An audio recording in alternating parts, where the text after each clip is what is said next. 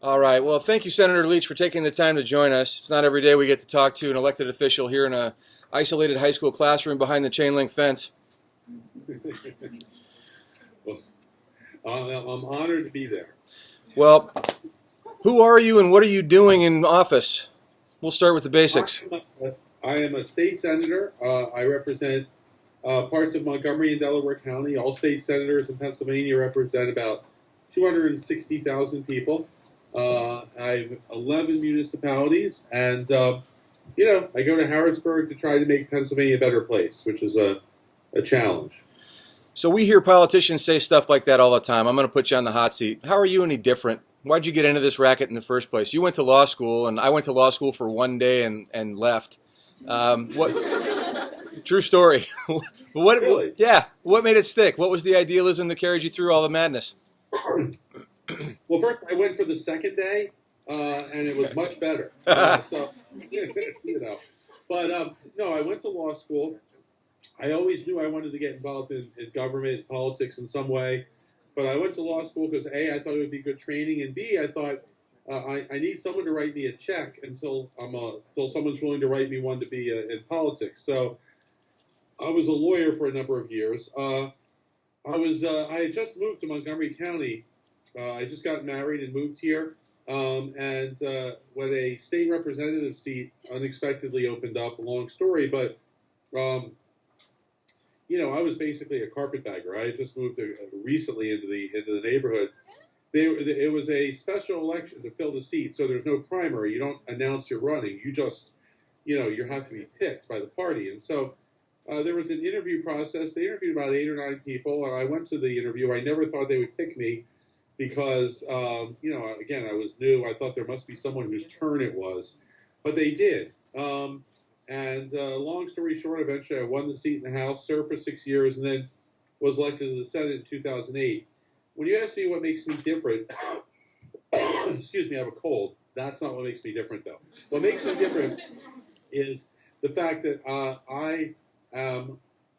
lot of my colleagues want to do everything they can to avoid controversy. I have a weird genetic mutation that I love controversy. And so I'm willing to say things that may be unpopular. I'm willing to introduce legislation that's considered edgy. I'll put it that way sometimes. If anyone of you, I don't know if anyone of you in the class there wants to run for office someday, but if you do, I make one suggestion. If you're elected, take an hour, sit down, meditate, and think about what it would be like if you ever lost an election. And what you'll discover is, it's really not so bad. You'll wind up having a different job that probably pays more, where you see your family more often. And once you lose that fear of losing an election, it's amazingly liberating. And you can then do things with the job. So I'm one of the few people who is sort of indifferent to my political career, which I think has actually been not only good for me in terms of substance, but actually good politically as well, believe it or not. So that brings us to the magic moment, right? We were talking about language. This is an English class. Shit gibbon. Not normal rhetorical conversation for either politics or high school English courses, but not only did it demonstrate an evolution of the language, but also sort of a desperate times call for desperate measures way of communicating. So we'll get to social media and digital stuff in a minute, but what prompted you to go for, the stern tube and instead of gauging in any sort of syllogism or evidence-based reasoning, reach for something that would grab people's attention in a very different way? Well, first, let's be completely accurate. It's fascist, loofah-faced shit given. Okay? Shit given alone doesn't do it justice. And actually, that string of insults is based in construct, since it's an English class, on there's a great tradition of insulting people in Scotland. The Scottish are the best insulters in the world. And so I've always admired that and have tried to use their various forms in whatever context it's appropriate, and somewhere it's not. But let me answer your question directly. This came to be because I was sitting in a meeting that was boring, and I was looking at my phone to see what was going on in the world. And I saw that President Trump was meeting with a group of sheriffs in the White House from Texas. And there was a sheriff there who said that a state senator in Texas was trying to get rid of civil asset forfeiture.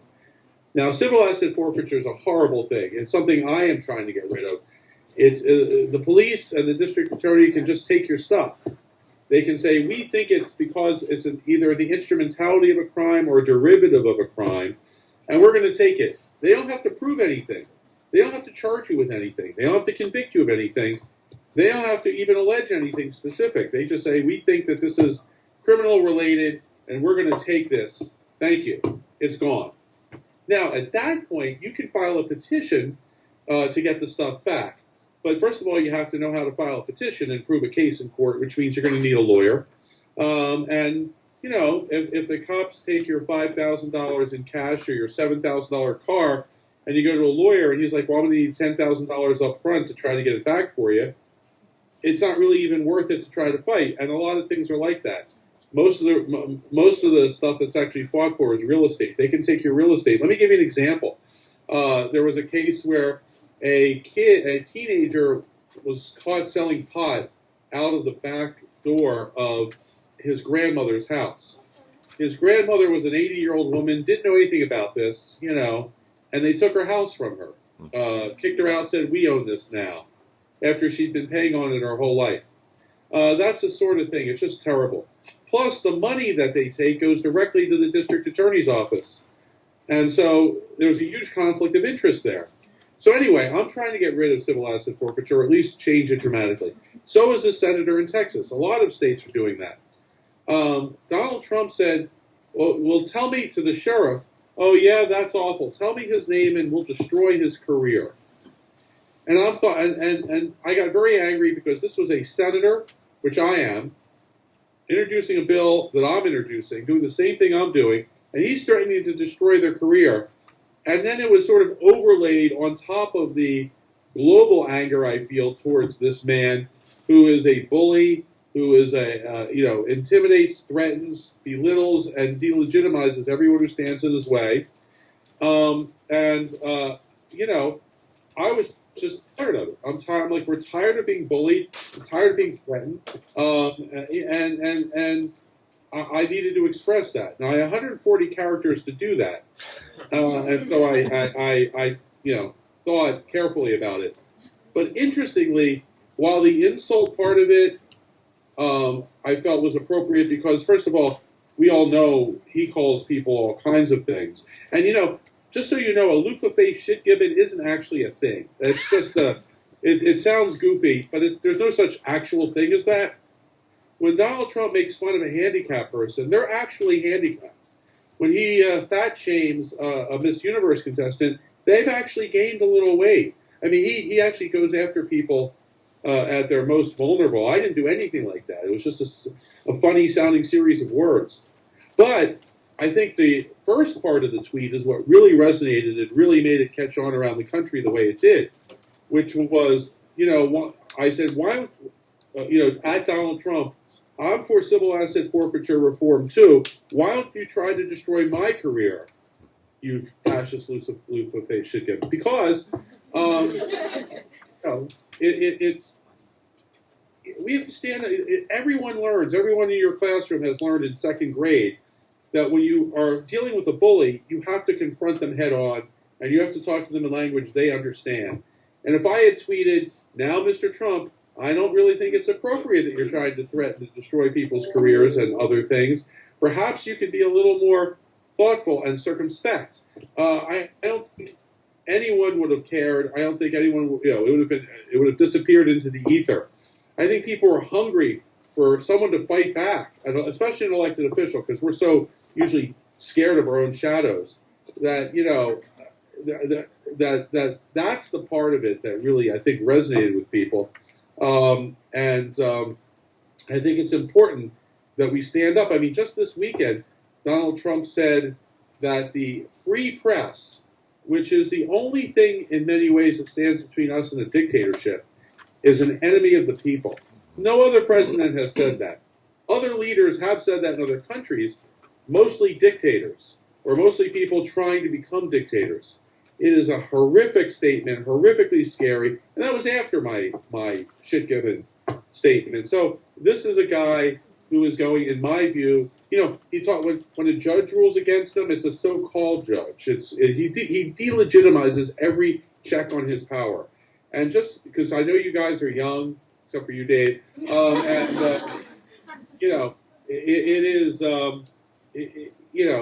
you may not have been following the full sweep of history as you were growing up, but this is incredibly dangerous stuff. There is no law of God that says we have to be a democracy. There have been other democracies that went away and became oppressive, authoritarian states. And the only way that doesn't happen here is if we fight against efforts to do that. And so that's what I try to do in my tweet, and that's what I try to do every day. Well, thank you for that, Senator. I'm hearing a few really important points in what you're saying. One is that sometimes, the best way to fight fire is with gasoline and bring a little bit more light and heat to the subject. Another thing that I'm hearing you talking about is how people respond from a place of emotion and that limbic part of our brain rather than a place of rationale and logical discourse. So we have this unique series of things coming together in a way that people never predicted and don't really understand very well. We all call ourselves digital natives if we're younger than a certain age, but that doesn't mean, I'm a native of California. It doesn't mean I'm an expert user. How do you see, you're a dad, I'm a dad. We both are concerned about constituents and young people. How do you see the internet's role in either facilitating more intelligent decision making or in bringing out the basest instincts so that we can no longer tell the difference between news and ranting? You mentioned the sweep of history. It's cliche to compare things to Hitler, but the rise and fall of the Third Reich begins with that famous quote from George Santayana that those who don't understand the past or remember the past are condemned to repeat it. How can we use the tools of our age to something better instead of reducing it to where we are right now? It's a great question. First, let me start out by saying, you mentioned Hitler, and everyone feels a little funny using him as an analogy for anything because he was so unique in a lot of ways. But I would say the one thing we have to keep in mind is that Hitler was democratically elected. Mm-hmm. He ran for office in a democracy, a multi-party democracy with a free press and a well-established political structure. And he ran promising to do what he wound up doing. So the idea that this can't happen is just belied by history. Now, in terms of social media is a fascinating thing, and we're still figuring it out. And as you said, David, it's a tool. And like any tools, it can be used to do both, to bring out the best in us and the worst in us. The one thing it does, it gives everyone a voice that they didn't have. When I was in college, when I was a young lawyer, there was no social media. So if I had a thought, I could go downstairs and tell, Becky, or I could, that night go home and tell whatever girlfriend was contemplating breaking up with me at the time. But it never really went very far. Maybe I could write a letter to the editor. Maybe it would get published. But, and a few people would read it. But now, my social media, counting my Twitter, I have several Twitter feeds, several Facebook pages, Instagram. Counting all of that, it's about 75,000 people. And each one of those has a network. So, for example, among the people who have retweeted the shit-given stuff are, Keith Olbermann, Rosie O'Donnell. These have millions of followers. So you can say something, and if it resonates with people, it can go to it can really sweep across the nation. And so that's all very different than when I was a kid. And it gives you a lot of power, but it gives you some responsibility, and it gives you some sort of obligation to know what you're talking about, which too many people don't do. And there's a lot of people on social media who are just horrible people. They're just there to say and do horrible things. But it can also be very constructive. You can pass around information. You can make sure you verify the information. There's a lot of fake news, and fake news is not what Donald Trump says it is. The New York Times is not fake news. The New York Times gets it wrong sometimes. Everyone gets it. You're writing a lot of stories every day. Sometimes a source misleads you. Sometimes a document doesn't say what you thought it said. That happens. That's not people sitting down and saying, let's fabricate something that's not true. There is such fake news. That's not the New York Times. That is not CNN. And Donald Trump has redefined fake news as any story that he doesn't like. And that's not what that is. But social media gives you a great opportunity to have your voice heard far and wide. Every day something goes viral. The first time I went viral, I was #1 in the world on Reddit. The next day I was replaced by a drunken baby. So it's not like always the most intellectual stuff, but it was, it's what people are talking about and want to hear. So it's a tremendous tool. It's something I wish I had it when I was the age of your students, because I had a lot to say back then, and I didn't have much of a forum to say it. You're blessed with a worldwide opportunity to communicate with people whenever you have a thought. So I would just urge people to try to use that responsibly.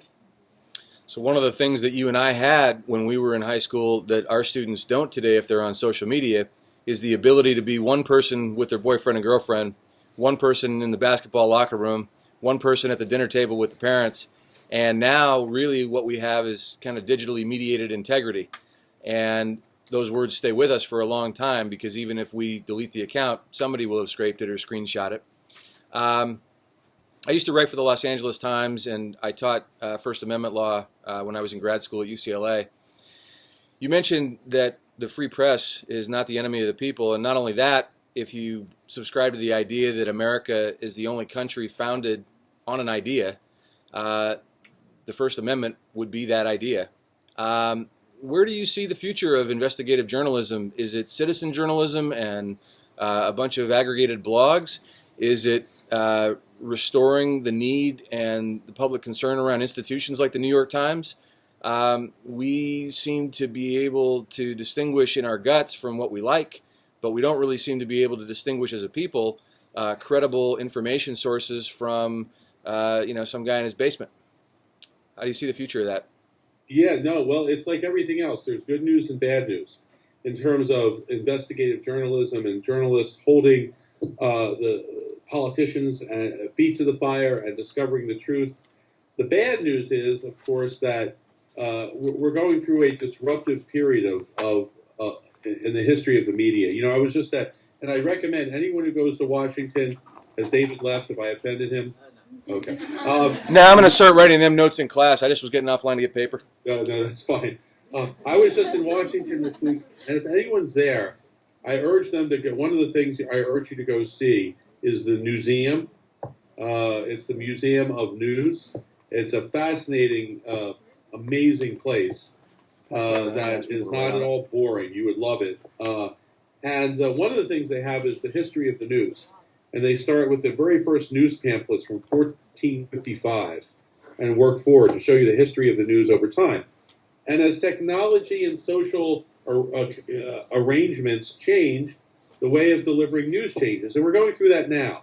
Newspapers are really suffering because fewer and fewer people are picking up the morning paper in the driveway. And as a result, a lot of newspapers, which we have relied on to ferret out the truth for us, are firing staff, they're firing investigative reporters, they're closing bureaus in different places around the world. We have fewer institutional eyes gathering news for us around the world. There's a lot more sharing. There's a lot more sort of an AP story will be the story in every paper. There's a lot of things like that. And there's a lot of things that just don't get covered because the resources are not being put into covering them. Mm-hmm. So that's the bad news. Now, the good news is the opportunity for information is infinitely better. So, for example, when I was a kid, I could read the Philadelphia Inquirer. That was really it. now I can read any newspaper in the world just by going online, any blog, any online service, and some of them are doing some very good work. Now, the problem, of course, with that is that so that's the good news. First you heard the bad, then the good. Now we're back to the bad. The bad is there are almost no filters anymore. Anyone can put something up that either, there's websites, InfoWars. It's a website dedicated just to creating false stories and pushing them. I know because they created a false story about my daughter. They claim that the Newtown massacre never happened and that 9/11 was an inside job and all these things. They just make up things. So, you have more opportunities. You're being barraged with information, but it's harder to determine what is true and what is not true. And you really have to make an effort to do that. I mean, I saw a story last week that I thought was true because it was reported by the Sacramento Dispatch. Now, I've never been to Sacramento. It turns out Sacramento Dispatch is in a newspaper. Right. All right, it's the Sacramento Bee, but I didn't know that. So I thought, because it sounded more legitimate. So you just have to be very careful about this. And the future of news is in flux. The one thing I would say, though, through it all, the one thing we have to preserve is the right to publish. And I feel like that is under assault. You remember when President Trump ran for election, he said one of his campaign promises was he's going to, quote, open up the First Amendment. I'm not sure he understands that he doesn't have the power to do that. But putting that aside, he's going to open up the First Amendment to allow him to sue newspapers or write stories that are unflattering of him. And he, finished it with a typical Trumpian flourish. Oh, we're going to have so much money. They're going to have to give us so much money. Okay, that's his respect for the press.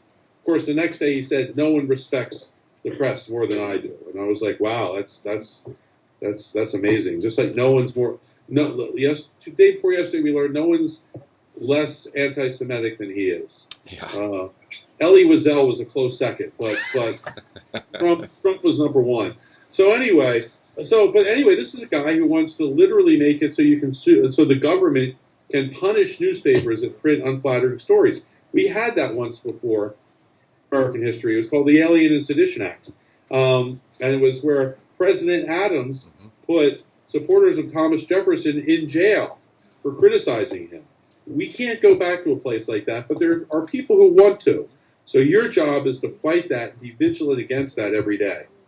So I just sent you a link from today's course blog post, and some of the students had put up questions. I want to we've got about 20 minutes left in our class period, Senator, so I want to give them the floor. And the first question is probably the most important to piggyback on what you just said. Yes, to all of that. And still, we have an education system that's based firmly in the industrial age and that really focuses above everything else on obedience. And so we have students working in an environment where, I don't want to take the computer apart to show you, but the best use of our textbooks is to elevate my laptop right now. For everything else, this course goes online. But we work in an environment where this is still very unusual. And some of the students, look around and think, well, I've got so much to do. How can I get my points and get my grade and get out of here so then I can get on with my life?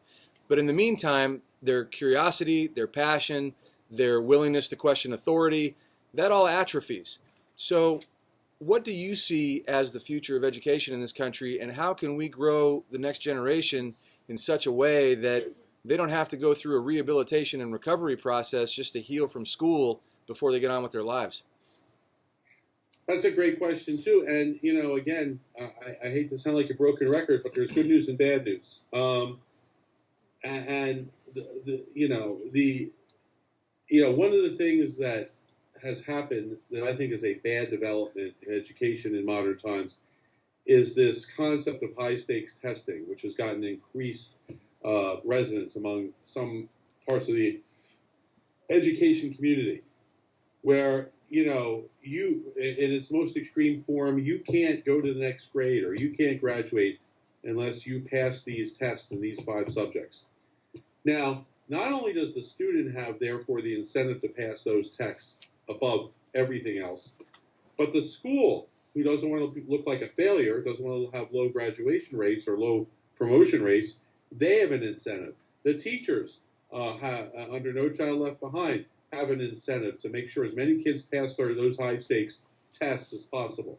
So what that results in is everyone teaching to the test. These are the things you're going to have to know on the test. Well, what about music? Well, that's not going to be in the test. Or what about art? Or what about critical thinking? Or what about, any of these? There's 100 different things I can name.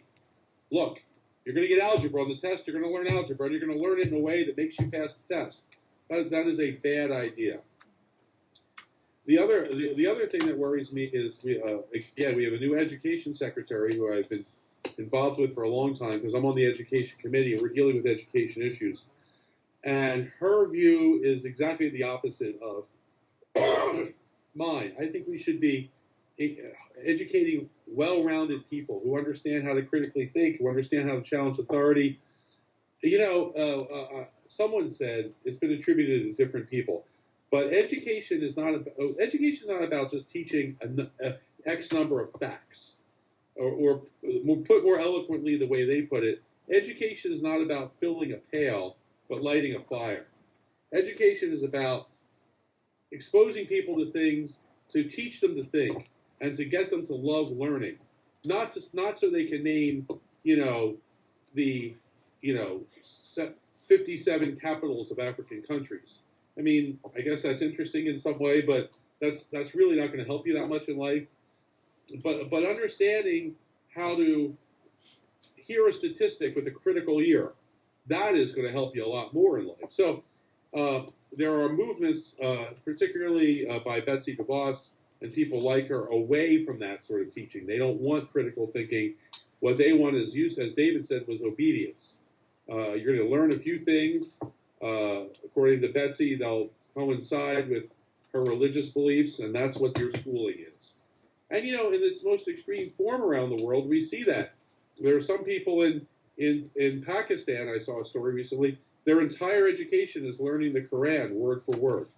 They learn to read, and then they learn to read the Quran, and they learn word for word to memorize the Quran. And that's their education. Well, that's not going to, I'm sorry, that's not going to help them very much. So, we need to have a whole broader definition of education. Also, colleges, a lot of colleges, it's all about your SATs. Some people are good test takers. I was always a good test taker, not a great listener in class. So my scores are always better than my grades. But there's a million ways to measure achievement, success, and learning. The ability to give a good persuasive speech is every bit as good as important as the ability to fill in ovals correctly on a test. So there's a lot we can talk about education, but I'm worried that we are entering a period, or we're continuing in a period where education is about rote memorization of very specific things, sometimes ideologically driven, which will not prepare you to deal with the world. That you could use that education to deal with a world where the only news you got was at 6:30 every night from Walter Cronkite. Mm-hmm. But when you're getting bombarded with things from 300-400 different sources a day, you don't know what's true, what's not, what makes sense, what doesn't, you need to be able to have your brain has to be part of this process. And we're not teaching in some ways how to make that happen. So after my day at law school, I went back to UCLA and finished a master's and then a PhD in education policy and taught there for 11 years. But for all of that and creating open source learning with students, not at them, and looking at countries like Finland who have done away with subject-by-subject instruction, encouraging students to do passion-based big projects of their own choosing, which are all by nature interdisciplinary and require all the knowledge that we would give them anyway. I'm glad that you've worked with Betsy DeVos because I've got to ask this question. I don't carry a gun in class. How much risk am I really at from grizzly bears? Well, it's actually not just grizzly bears. It depends where you're from. In my school, it was hyenas. Where the hell did you go to school? Sometimes it's ferrets. It could be a lot of different things. But no. And one of the it's funny because did you say parrots or parents? Ferrets. Oh, ferret. Yeah. No, parrots are nice. What's wrong with parrots? So no, the thing about let me just say one thing about that, which is that because we had a hearing on this last year, and I was just blown away because someone said what we need to arm every teacher. So if a person with a assault weapon comes in, or a couple people with assault weapons come in, you can defend the students. And there's a certain logic to that, I guess. I just remember my mom was a school teacher for 30 years. And you don't know my mother, but you have to trust me. The idea of my mother, diving behind a desk, whipping out the AK-47 with a couple of kids with assault weapons is a preposterous notion. Okay, and some teachers might be good at that, but I'm guessing most of the teachers that I had in school, that's not really their wheelhouse. It's a ridiculous conversation. I just couldn't resist. To turn to something more pressing for my students, all of us are immigrants in one generation or another. And for many of our students in this community, that's a recent or current situation. And there's a lot of concern to hear President Trump talking about whether it's the Muslim ban or whether it's the wall with Mexico or whether it's an officer coming to your door. What's the level of concern in your community, and what advice do you have for constituents who need information and need some peace of mind? Well, the level of concern is incredible. I mean, I had a forum to discuss all of this. And usually when I have a town meeting to discuss what I'm doing in Harrisburg, we get 30 people to show up. Here I thought we might get 50 or 60 because there seemed to be some more interest in what do we do now. And when it came time for the event, 800 people showed up. And people are sort of desperate because there's a lot of concern. Because we're in a situation that is not what we have not faced in our lifetime, certainly. And so what do? First of all, you got to stay informed, as we discussed earlier. Another thing with social media, have a separate grouping of people you talk about the world with, whether it's politics or government or the world. Because some people are just going to want to talk about who's dating who. Some people are going to want to talk about clothing. Some people are going to want to post pictures of their nachos every day. And you hit a nerve with the nachos. Yeah. Those are great pictures. But some people are going to want to talk about politics. Get a group, 2, 3, 8, 100, 1,000 people, and have a constant conversation, and have a productive conversation. If someone just calls, writes in every day, you're a loser. Well, just you can block people, but be informed and be interactive. And that, as Robert Kennedy talked about, every time you do something like that, you create a little energy which can, sweep down the mightiest walls of oppression. But that's what it's going to take. Right now, there is no check on Donald Trump. In my view, is someone who wants as much power as he can get. The Congress is clearly not going to be a check on that power. The courts, somewhat, although less and less as he appoints more and more of the judges. The only real checks on his power are going to come from the press, which he's trying to delegitimize, you and the streets. That's where the checks on his and it's not just him. I was a huge fan of Barack Obama, but every president has to have checks on their power because that's what our system is: checks and balances. And we have a president who doesn't understand or believe in the concept of checks and balances. You are a check and balance, so you need to stay involved. You need to stay informed, and you need to stay active. Go if you feel like it. Go to protests. Go to meetups. Write letters. Write articles. Meet with people who are persuadable and try to talk them into things. There's a million ways you can be active, but choose what works for you and do that. Oh, thank you for those ideas, Senator. Is there anybody who wants to ask a question out loud? Serenity. So, although you disagree with Donald Trump's methods, are there any points that he has that you agree with? Well, there may be individual policy positions. It's hard to tell, A, because it's early, in fairness, but B, because he didn't seem to be really emotionally attached to any of the positions he took during the campaign. So, for example, he said some things during the campaign that I could agree with about negotiating prescription drug prices, using the power of the government as a big buyer to lower prices for people. Apparently that's been abandoned, but I supported that. His daughter has talked about paid family leave. We are one of 3 countries in the world that has no paid family leave, and we're the richest country. It's really obscene. If you have a newborn, you should be able to spend 6 weeks with that newborn. It's extremely important to them, to you, to society. He said he supported that during the campaign. If he pushes that, then I'm all for it. He has not done that yet. And he also talked about infrastructure spending. We need to spend money to fix roads and bridges. We have a huge problem with that. And that is still too early to tell because where that's going. But if he does actually push for a real infrastructure program, I would support that as well. But my objection to him is not even so much of policy, although there are a lot of policies I disagree with. But I mean, I'm a Democrat. But if a normal Republican had been elected, let's say Jeb Bush, if he'd been elected, I would have been disappointed.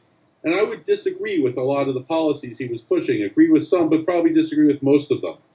With Trump, I don't even get to the policies because there's so many things in terms of his view of his role in government, view of different ethnic and racial groups, view of the courts, the press, that are sort of threshold issues that I think are so important that before we even get into whether his tax plan is a good or a bad plan, we have to make sure that we still have a democracy in 4 years. And so that is what I am focused on. So to that end, and I have to say we've got about 7 minutes. I wish that we had longer, and I know we want to be sensitive to your time as well. I'm curious about all sorts of things. I'd love to know what you're reading. I'd love to know what, there's so many things that we can connect on. But there's one question that I don't think public representatives get asked enough. And even though we are the majority of a continent away from each other, I'm wondering what we can do for you. Elect good people. They don't even have to agree with me on everything.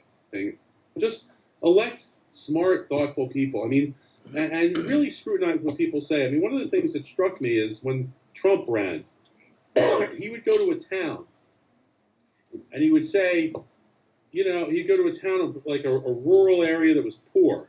And he would say, if you elect me, I'm going to be, I think something's happening. I think it's locked. Can you hear me? Yes, you're still good on audio. You're just looking very still. Okay. All right. Yeah, I think we're typing in a password again.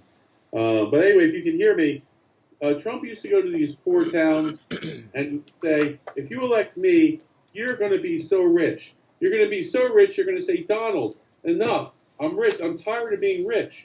Right? I was like, are people really buying this? As long as they can hear me, I'm not that interesting to look at anyway. So anyway, people would say, and I would say, are people really buying this? And it just didn't seem to be any sort of like scrutiny and discernment. Every time you talk to, you listen to a politician, question them closely, think about what they say really makes sense, and elect good people. That's the best thing. It's the best thing you can do for me is elect other people who are thoughtful, who care about the country, who care about people. Because at the end of the day, the more of those, the better for all of us. Well, thank you so much for spending the time with us, Senator. And you mentioned that you're not so interesting to look at. The one question I had for you left was, your Twitter profile says that you're often confused with Brad Pitt. I'm wondering if that's a Benjamin Button thing, if there's a large Braille community in your constituency. Yeah, how's that work? Yeah, no, it is. We just legalized certain forms of marijuana here. I think it's derivative of that. Well, good. Now we can check that box with high school students too. Excellent. All right, Senator, I do hope we stay in touch. I'm going to send a link to Zach of the call, and please feel free, as we continue the conversation about education in this country, the fact that you got back to me in 1 minute was some sort of a record for a public representative, and I really appreciate all that you do. Sure. Thank you for having me, and good luck. All right. Take care. Have a great day.